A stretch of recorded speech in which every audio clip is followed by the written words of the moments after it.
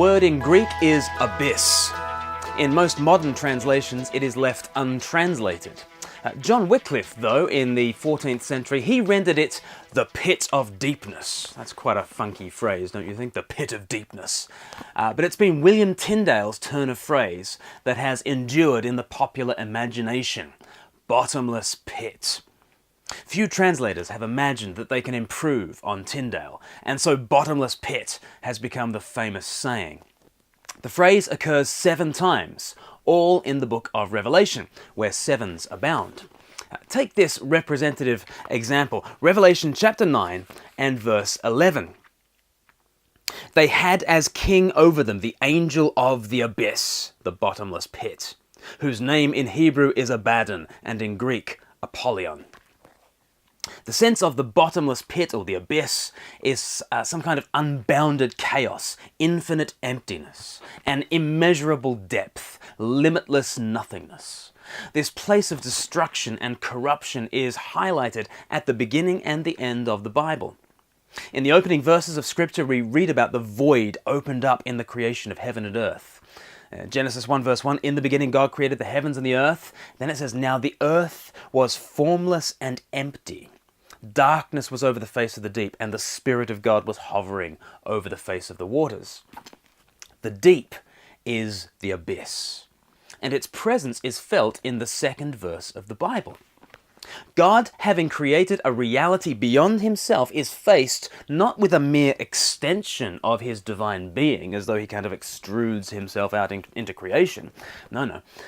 But with creation, there is now something distinct from himself. God is light, but here is something that is other than light. And verse 2 of the Bible describes it as darkness. God is full, but here is an emptiness. This is not to suggest that in the 2nd verse of the Bible we are encountering evil. No, the fall is yet future. But in God's good creation, there is something beyond God which needs enlightening and filling full. This is what the work of creation involves. Over the 6 days, God forms and then fills the universe, acting redemptively upon what is by nature formless and empty. God separates light from darkness and sea from dry land. He divides and he adjudicates. In the words of Job chapter 38 verse 11, God says to the powers of the abyss, this far and no further shall you come. God's creative work is all about undoing the abyss. He brings light, fullness, and form to bound the boundless. Yet somehow there is a sphere that stands against the spreading goodness of God. There is an abyss. And when evil enters the world, the abyss becomes a natural hiding place from the light of the world. This realm of evil does not stand as an alternative foundation. The only true foundation can be the living God. No, God's enemies have nothing to stand on. Their realm is groundless, a bottomless pit. Think about this negative reality. The realm of evil is not an equal and opposite kingdom. It is darkness, somehow resisting God's radiant light. It is a boundless emptiness, somehow resisting God's glory filling the earth. It is rebellion without a cause. Sin and evil have no ultimate foundation, no reasons, no footing. They are madness. Those swallowed by the bottomless pit can only keep falling. Think of the tragedy. It's one kind of death to fall far. It's another to fall forever. What hope is there in the face of this abyss?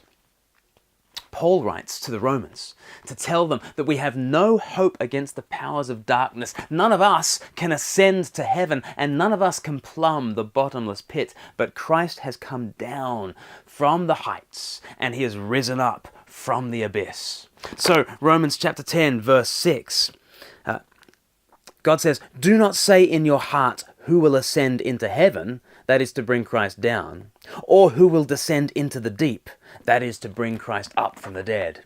See, we do not have to climb up to heaven, and we don't have to climb out of the bottomless pit. Christ has done it all. He is the radiant light of the Father. He is the spreading goodness of God, and he has come to plunder Satan's house. He has entered into our darkness, into the bottomless pit of death itself, and he has risen again to bring us home. Naturally, we belong to the bottomless pit. And we cannot reason with this evil. It is insanity. We cannot climb out of this bottomless pit. There is no footing. But Christ has done it all. We need only trust Him, and He will turn our pit to paradise.